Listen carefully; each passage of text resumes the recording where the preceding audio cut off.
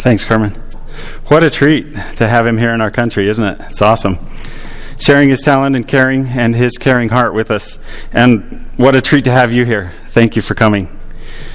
Back in January of this year, Kerman invited me to accompany him to Beijing, China, where he was being featured on a nationally broadcast TV show, kind of like The Voice or America's Got Talent, except the musicians for this competition were already well-known artists. By the way, see if this works. Kerman won a golden record on the show. Yeah.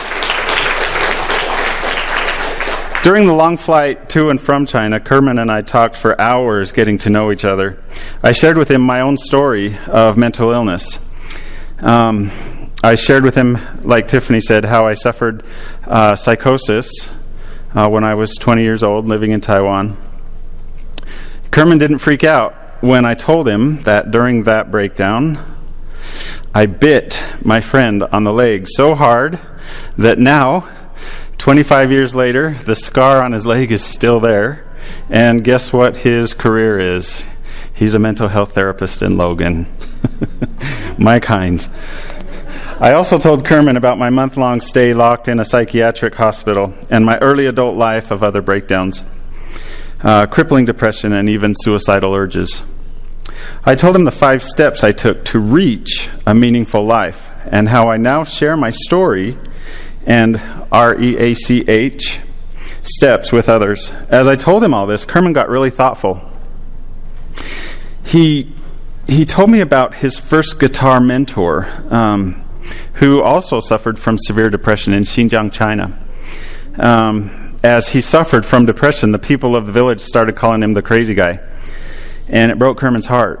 So he really wanted to join into this cause. So here we are. This is our first gig, and I so appreciate you coming and supporting it.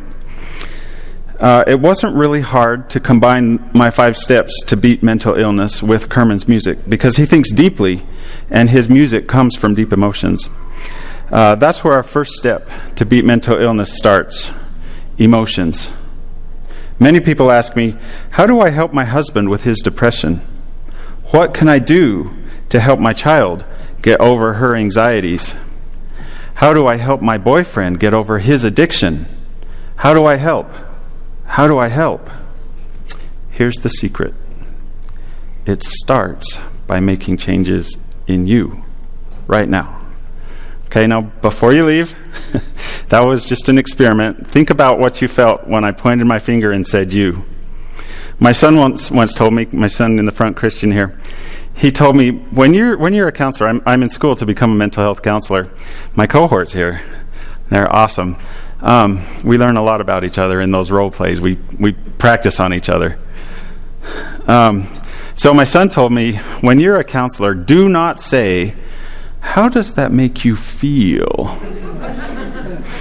So now I'm going to ask you, sorry, Christian, when I said that, how did that make you feel? My guess is it was one of 3 responses, probably in a smaller way. But the first one is the fight response. In other words, I want to help someone. I don't need to change. What are you talking about me? The fight response. Flee, Shanran. That's what that character is, Shan. I wrote him in Chinese because we're planning to do this with Chinese audiences also. So the flight is to run away, to get away. And in a smaller example like this, you're not really going to feel like getting away, but maybe you felt like, you're not going to make me feel anything, and you ran away emotionally. And then the last response could have been just freeze. So just freeze until the threat goes away. Now those are common responses. They're not bad. They're natural. And they're from the part of the brain that keeps us safe. Now I have a book. I'll have some books here after. I forgot to get them. I was going to hold one up. So pretend I'm holding up one of my books. And I have a free book for the person and my cohorts here, so you got to be fast because I know one of them will know this. Which part of the brain is responsible for the fight, flight? There.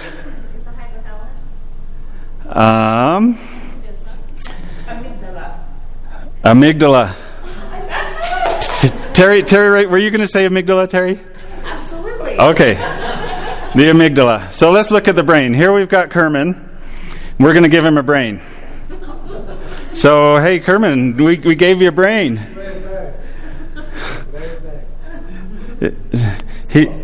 It's too small? Oh, okay. He's saying the brain's too small. There we go. Okay, so let's talk about the parts of the brain for a second. Prefrontal cortex. That's what's going on when we're talking and we're conversing. This is where we're thinking rationally. We use that prefrontal cortex. Have you ever wondered why teenagers don't make super rational decisions? Their prefrontal cortexes aren't developed until late teenage years and sometimes even early 20s. So it's a brain thing when they jump off a roof on a skateboard and are surprised when they hit the ground. Prefrontal cortex, that's for reasoning. The next part is our amygdala. That's what Terry and Katrina said. Close. The amygdala is part of the limbic system, and that's what governs our emotions. And when they're triggered, we get the fight, flight, or freeze response. Like I say, these responses are normal. They don't make you a bad person. In fact, emotional triggers of the amygdala actually give us instant energy to preserve our lives. The thing about the amygdala, though, is it often can't tell the difference between real danger and just perceived danger. It can be conditioned to respond by memories of physical or emotional pain that are stored in the hippocampus. So the hippocampus is also part of the limbic system, and when we get hurt, we remember that in the hippocampus, and it triggers the amygdala.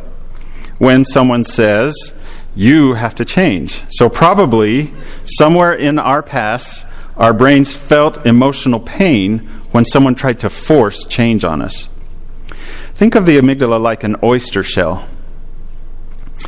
And painful experiences are grains of sand thrown into it that become emotional pearls.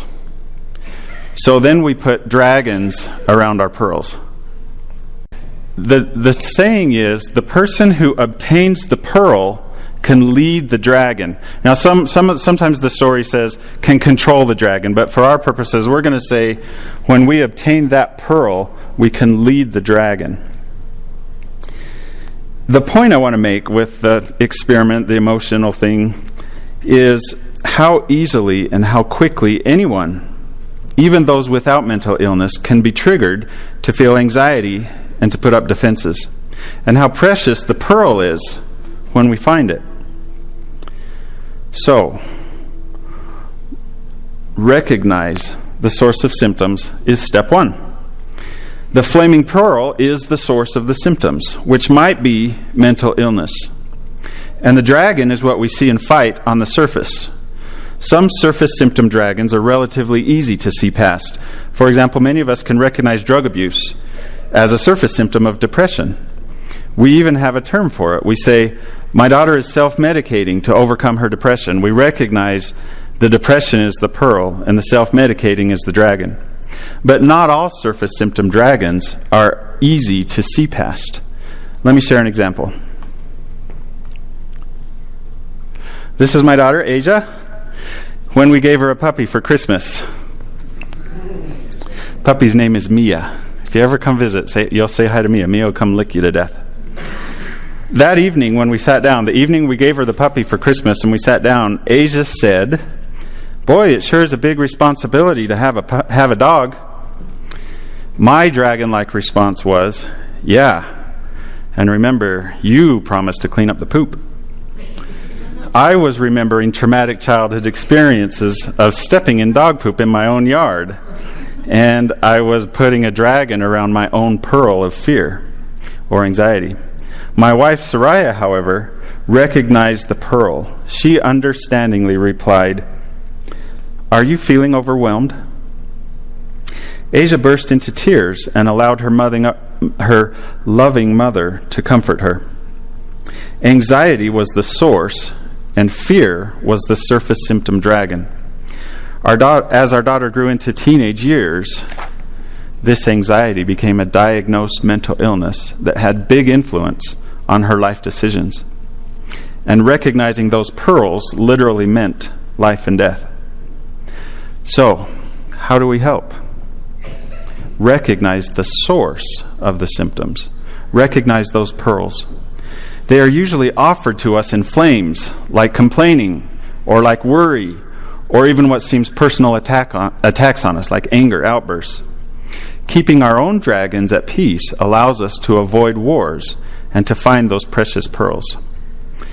Okay, so we recognize the source of the symptoms. That's step 1. Step 2 is, what do we do with the pearls once we get them? Usually our reaction is to give quick advice. You should just get up on time. Put on the pressure. Come on, I know you can do better than that. Explain the facts. You don't have to be depressed because the Jazz are playing the Warriors.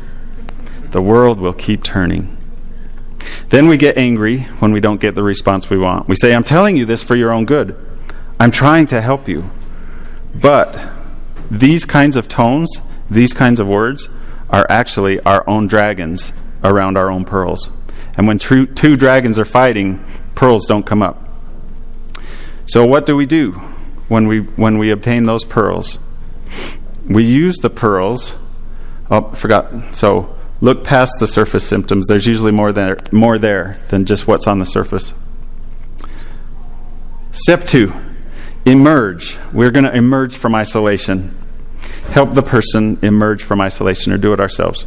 So exactly, how do we do that? So instead of telling you more, let's let Kerman, through the language of music, offer us the feeling of how gentle we should handle the pearls of our loved ones. This song is in Kerman's native tongue, which is Uyghur. Uyghur is the ethnicity in Xinjiang, China. So Mandarin speakers, if you're wondering why it doesn't sound like Mandarin, it's not. It sounds closer to Turkish. But we do have translations for you to watch the English translation as he sings this song about mothers.